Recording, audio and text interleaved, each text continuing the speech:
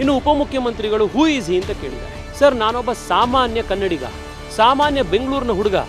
ಬೆಂಗಳೂರಿನಲ್ಲಿ 43,000 ಕೋಟಿ ರೂಪಾಯಿ ನಾವು ತೆರಿಗೆ ಕಟ್ಟಿರುವಂಥ ಹಣದಲ್ಲಿ ಒಂದು 30 ಕಿಲೋಮೀಟರ್ದು ರಸ್ತೆ ಮಾಡಿಬಿಟ್ಟು ಬೆಂಗಳೂರಿನಲ್ಲಿ ಟ್ರಾಫಿಕ್ ಜಾಮ್ ಸಾಲ್ವ್ ಆಗಿ ಹೋಗ್ಬಿಡುತ್ತೆ ಅನ್ನೋವಂಥ ಪ್ರಾಜೆಕ್ಟನ್ನು, ಅಸಂಬದ್ಧವಾಗಿರುವಂಥ, ಅವೈಜ್ಞಾನಿಕವಾಗಿರುವಂಥ, ಬೆಂಗಳೂರಿನ ಪರಿಸರವನ್ನು ನಾಶ ಮಾಡುವಂಥ ಈ ಪ್ರಾಜೆಕ್ಟನ್ನು ವಿರೋಧ ಮಾಡ್ತಾ ಇದ್ದೀವಿ.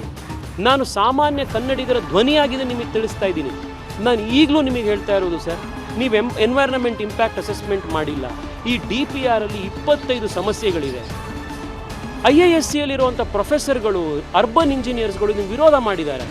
ನಾನೇನೋ ರಾಜಕಾರಣಿಯ ಕಾರಣಕ್ಕೆ ವಿರೋಧ ಮಾಡ್ತಿದ್ದೀನಿ ಅಂತ ನೀವು ಹೇಳ್ಬೋದು. ಅವ್ರನ್ನಾದ್ರೂ ಒಂದ್ಸತಿ ಕರೆದು ಕೇಳಿ, ನಿಮಗೆ ಯಾರ ಅಧಿಕಾರಿಗಳೋ ಅಥವಾ ಯಾರ ಕನ್ಸಲ್ಟೆಂಟ್ಗಳೋ ಈ ಐಡಿಯಾ ಕೊಟ್ಟಿದ್ದಾರೆ, ದಯವಿಟ್ಟು ನಾನು ಹೇಳ್ತೀನಿ, ಅವರು ನಿಮ್ಮ ಒಳ್ಳೆಯದನ್ನು ಬಯಸೋರಲ್ಲ.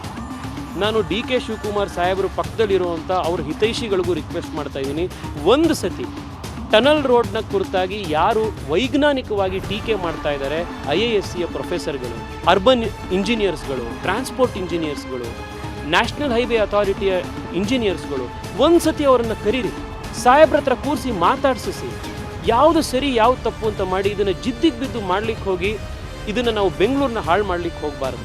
ಕೆಂಪೇಗೌಡರು ಶುರು ಮಾಡಿದಂಥ, ಫೌಂಡೇಶನ್ ಇಟ್ಟಂಥ, ಮೈಸೂರು ಮಹಾರಾಜರು, ಸರ್ ಎಂ ವಿಶ್ವೇಶ್ವರಯ್ಯನವರಂಥ ಮೇಧಾವಿಗಳು ಅದಕ್ಕೆ ಬೆಳೆಸಿದಂಥ, SM ಕೃಷ್ಣರಂಥ ವಿಷನರಿಗಳು ಬೆಂಗಳೂರಿಗೆ ಕಟ್ಟಿದಂಥ ಈ ಊರನ್ನು ನಾವು ಕಾಪಾಡಬೇಕಾಗಿದೆ ಸರ್. ನೆಕ್ಸ್ಟ್ ಜನ್ರೇಷನಿಗೆ ತೊಗೊಂಡೋಗ್ಬೇಕಾಗಿದೆ.